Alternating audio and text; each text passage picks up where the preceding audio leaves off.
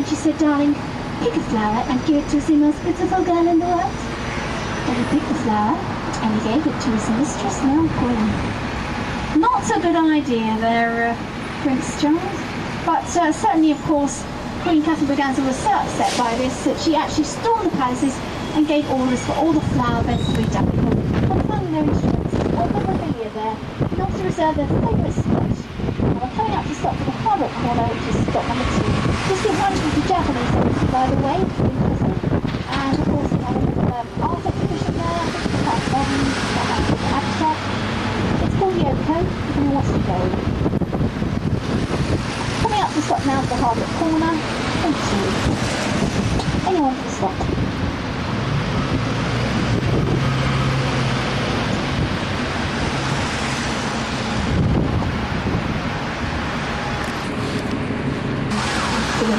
She said name that Gladys Gates, which was given to her for her 90th birthday, put her both 3 years on, the time before she passed away, of course. We have the statue before Queen Gladys Gates number 3.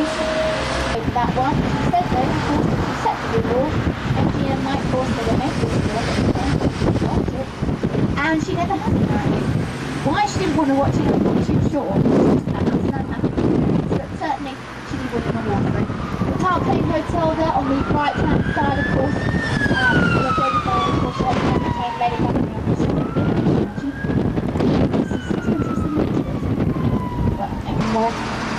Afterwards.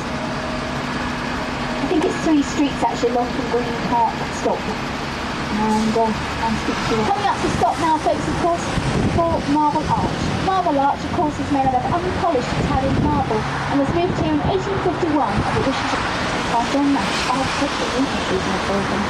Thank you so much. We're on the way of an Aston Martin after all. And the Jaguar, of course, was produced by Marlboro Design on the day. Coming into Little America now, and the American Embassy shortly on the right, but before that, the Gavroche. This was once made out of concrete glass. They'll find was supposed to be around about the 1960s. There, of course, is General Dwight Eisenhower on the corner. And he goes to work here on the left, number 20, the golden black doorway. Can you see it on the left, just in the portico there? And the Allied headquarters there, of course, where lots of preparations for war will be carried out there.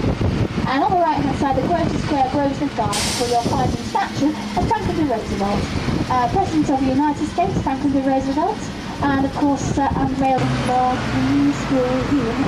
Well, so they say, certainly the song was inspired on the square on the right, and of course the trees in the square pull their bark once a year, which is perfect for a polluted city. Bruton Street is returned to the left. Have a look on your right now. Jack Barclay's created the Rolls Royce, but next door you see this little entranceway with a kind of corrugated roof in the middle. You see it just here, just the doorway, just here. Next door is Her Majesty's birth plaque. You can see she's born there, April 21st, 1926. Stella McCartney on the left, by the way, Paul McCartney's daughter, who of course the Queen's birthplace. Now no one expected to be Queen. That's from the beginning. We didn't know, of course, that anyone bought a stop. Cartwright Street there, of course, behind you. And of course in the ensuing 60s the miniskirt was in full swing. It was popular with the gentlemen, but perhaps not quite so popular with the guys at the end of it. The miniskirt heralded the dawning of the free love period, and of course I know today is tragically died, and you'll find that the barber's part of the store has now been turned into a health spa and beauty salon. On the corner of Glass Street here, and also on Regent Street, of course, is Aqua Scutum. They get a rubberised raincoat because they get a royalty, sorry, for having the first one. Over to the right-hand side, the Swallow Street, of course, the favourite part of John Nash, the architect, this part of Regent Street, the curved part, and he built this route for the Prince Regent George IV, who was the son of George III. All the way from Carlton House along Marylebone Street, renamed Regent Street after him, the Prince Regent next in line to the throne, the Prince Regent. Oh indeed, if you go in there, we know the barman's name. They're all called Woody, after character, played by Woody Carson. What a gimmick. There or two. A green carnation, of course, which for them, of course, represented, well, tendency towards the other sex. Also, of course, you'll find that the Cafe Royale is also where Louis Langtry refused to step out of his carriage, or her carriage, sorry, until someone went to fetch a piece of carpet. Now, it could have been any coloured carpet, but it wasn't. It was red, and the red carpet treatment was born. And of course used ever since the VIPs, the Royal Premiers, and other important occasions and events. And even the Pope, in fact, of course, somewhat beloved Pope John Paul, who of course just passed away. I usually see the red carpet and visiting foreign shores, I believe. Virgin Megastore there on the right hand side. And we're coming into Piccadilly Circus now. And of course it won't be long till we get to number 8, Theatre Royal Haymarket.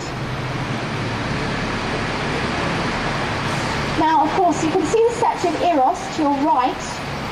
Well, famously of course the Piccadilly Circus is associated with it.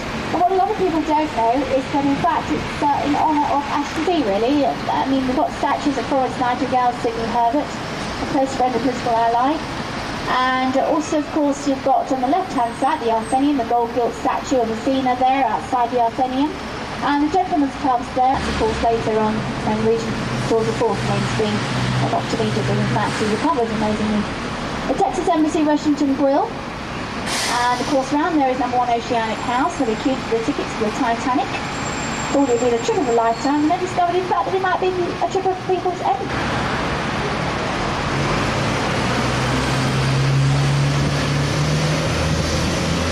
The Royal National Gallery there on the left hand. Also opposite the National Gallery is St Martin the Fields Church, famous for lunchtime concerts amongst other things there.